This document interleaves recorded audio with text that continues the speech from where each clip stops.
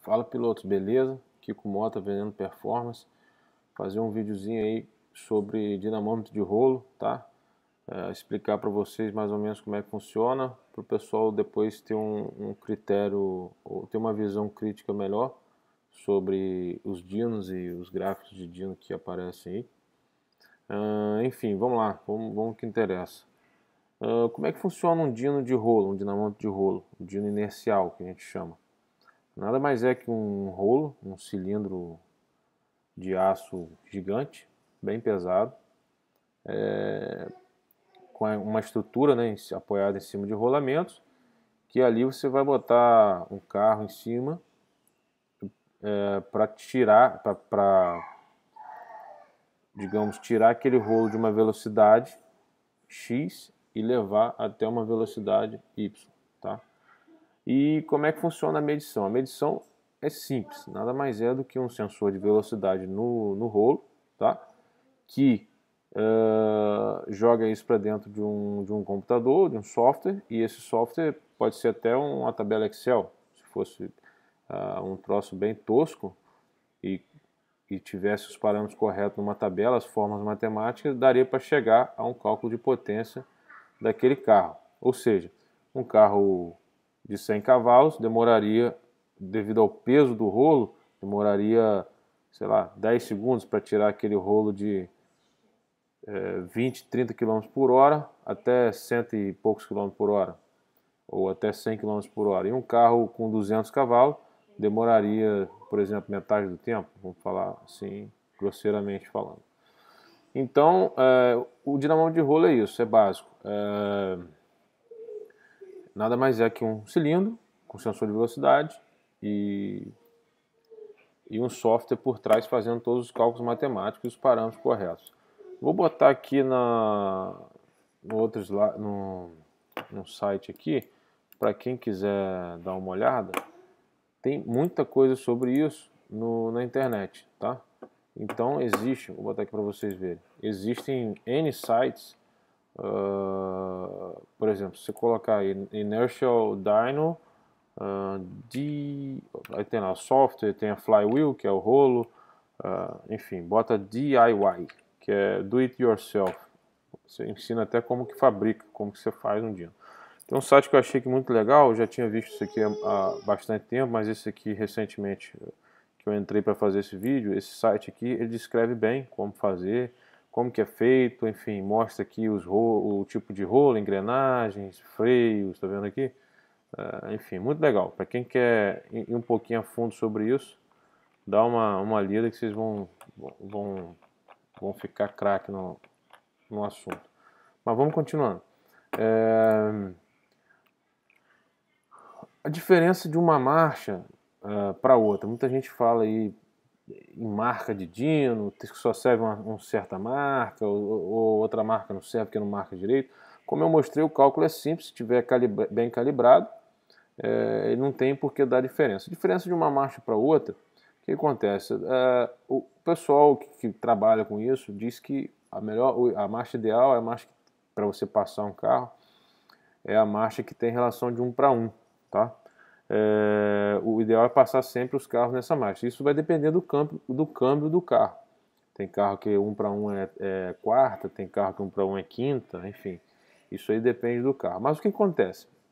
Dependendo da potência do carro e dependendo do tamanho do rolo dino, essa marcha, se for muito curta, dependendo, se for botar um carro muito forte de quarta, vai tirar aquele dino muito rápido de uma velocidade para outra, tá? Então a aceleração vai ser muito rápida. Isso tem dois problemas, assim, que às vezes o carro pode estacionar e aí não fazer a medição correta, fazer para baixo, e a outra coisa é que, dependendo da injeção do carro, ela não consegue acompanhar essa subida de rotação e corrigir o que deveria ser corrigido. Para quem entende um pouco de injeção, o que acontece? A injeção vai lendo ali, se for uma roda fônica, por exemplo, de 60 dentes, a cada dente, a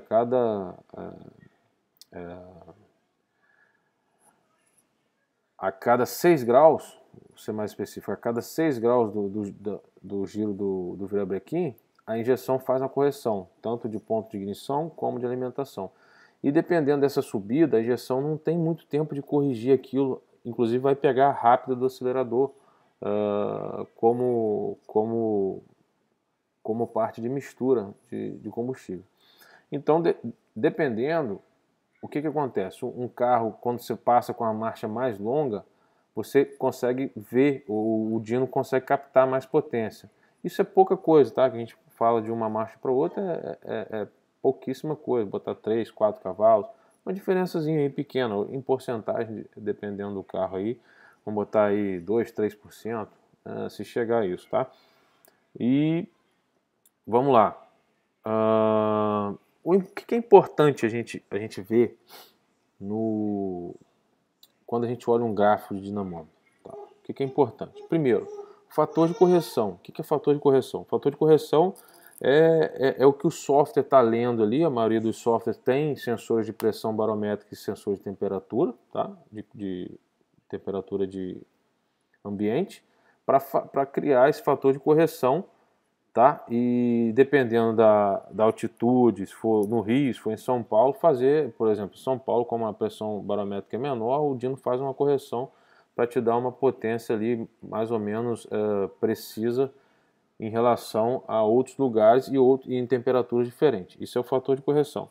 Isso aí normalmente são normas que as fabricantes de dyno usam e normalmente não se pode mexer, tá? Mexer lá, parametrizar para o dyno dar uma potência maior ou menor. Isso faz parte da calibragem do dyno que as fábricas fazem. A outra coisa é a diferença de potência da roda para o motor. Como que o dyno, a gente já viu que o dyno mede potência em relação ao tempo que cada carro demora para levar ali de uma velocidade para outra. Como é que ele mede a diferença de roda para motor? É justamente o contrário. Quando acaba de passar o carro lá, que chegou a 7.000, por exemplo, entrou no corte, que você joga em neutro, existe a desaceleração do rolo, junto com a desaceleração do carro. Se você tem um conjunto ali de câmbio, diferencial, por exemplo, num carro mais antigo, que usa motor longitudinal, com diferencial, com cardan, que é uma coisa que prende um pouco mais o motor, ou tem mais arrasto ali para o motor chegar a jogar aquela potência toda para as rodas, então tem uma perda de potência entre a saída lá do volante do motor e o que vai realmente para o chão. O dyno faz esse cálculo reverso, entendeu? Então, se você tiver um carro que tenha mais, que tenha uma diferença maior, ou seja, que tenha diferencial, o cardan, seja mais preso, o dyno vai desacelerar mais rápido, certo? Porque tem um arrasto ali de todo o sistema maior. Se você tem um carro motor longitudinal, tração dianteira ali leve, o dyno vai demorar mais a desacelerar, porque aquilo vai rodar bem livre. Então, estou dando uma comparação grosseira. Ou seja, essa diferença é muito importante. Vou dar um parâmetro aqui, um carro...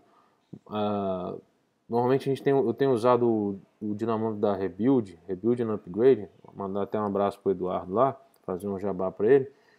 Normalmente os carros tração dianteira motor transversal, a perda entre motor e roda varia em 11% ali, 12%, tá? Então é só você pegar a potência que o dyno deu na roda, depois da medição, e fazer esse cálculo, multiplicar por 1.11, 1.12 e ver quanto é que vai dar de motor, tá? Nos carros, por exemplo, motor longitudinal, os APs é um pouco mais, chega até 14%, 15%, e os trações traseiros que tem cardan, tem diferencial lá atrás, pesadão, pode chegar a 17%, assim, vamos botar de 10% a 20%, não mais que isso. E eu vejo aí carro que dá 150 na roda e 200 no motor, ou seja, mais de 25%, 30% de diferença. Isso aí não existe. Isso aí pode ocorrer por vários problemas. Por exemplo, vou dar um exemplo. Se o dyno está com a manutenção não está em dia, ou seja, o rolo está com um arrasto muito grande, apesar dos parâmetros do software contar com um certo tipo de arrasto que deveria ser um valor X, por o rolo, por exemplo, estar com um arrasto maior, um rolamento ruim, aquilo pode estar freando mais rapidamente, dando um falso digamos, arrasto do conjunto do carro, certo?